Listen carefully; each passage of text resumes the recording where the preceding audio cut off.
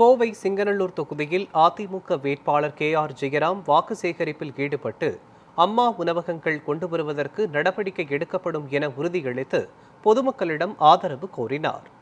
பாப்பநாயக்கன் பாளையம் பகுதியில் பழையூர் மாரியம்மன் கோவிலில் சாமி தரிசனம் செய்து பிரச்சாரத்தை துவங்கிய KR ஜெயராமிற்கு அதிமுக தொண்டர்கள் உற்சாக வரவேற்பளித்தனர். குறிப்பாக காய்கறி மைதானம், தண்டபாணி வீதி உள்ளிட்ட 30க்கும் மேற்பட்ட இடங்களில் பிரச்சாரம் மேற்கொண்ட அவருக்கு பொதுமக்கள் மாலை அணிவித்தும் சால்வைகள் போர்த்தியும் மரியாதை செலுத்தினர். அப்போது பொதுமக்களிடையே பேசிய KR ஜெயராம் அதிமுக அரசின் வாக்குறுதிகள் தொடர்பாகவும் அதிமுக அரசு செய்த திட்டங்கள் தொடர்பாகவும் விளக்கினார். மேலும் மீண்டும் அதிமுக ஆட்சி அமைந்தால் ஒவ்வொரு வார்டிற்கும் அம்மா உணவகங்கள் கொண்டு வருவதற்கு நடவடிக்கை எடுக்கப்படும் என கூறி வாக்குகளை சேகரித்தார்.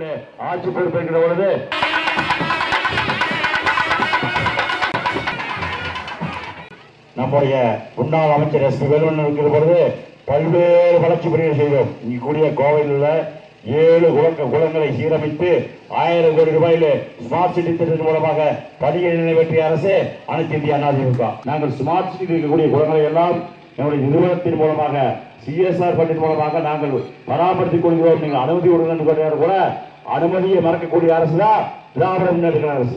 பொதுமக்களை எண்ணி பார்க்க வேண்டும். 7 குளக்கரைகளை புறணமைத்து அது உள்ள போறதுக்கு பொழுதுபோக்கு அம்சங்களை பார்ப்பதற்கு அண்ணா திமுக ₹1 கட்டணம் வசூல் பண்ணல. இன்னைக்கு செம்மொழி பூங்கா போனா உள்ள போனா காசு, உட்கார்ந்தா காசு, எந்திரிச்சா காசு, யூரின் போனா காசு, யாரையும் வசூல் பண்றான்? பூரா திமுக போட வசூல் பண்றான்.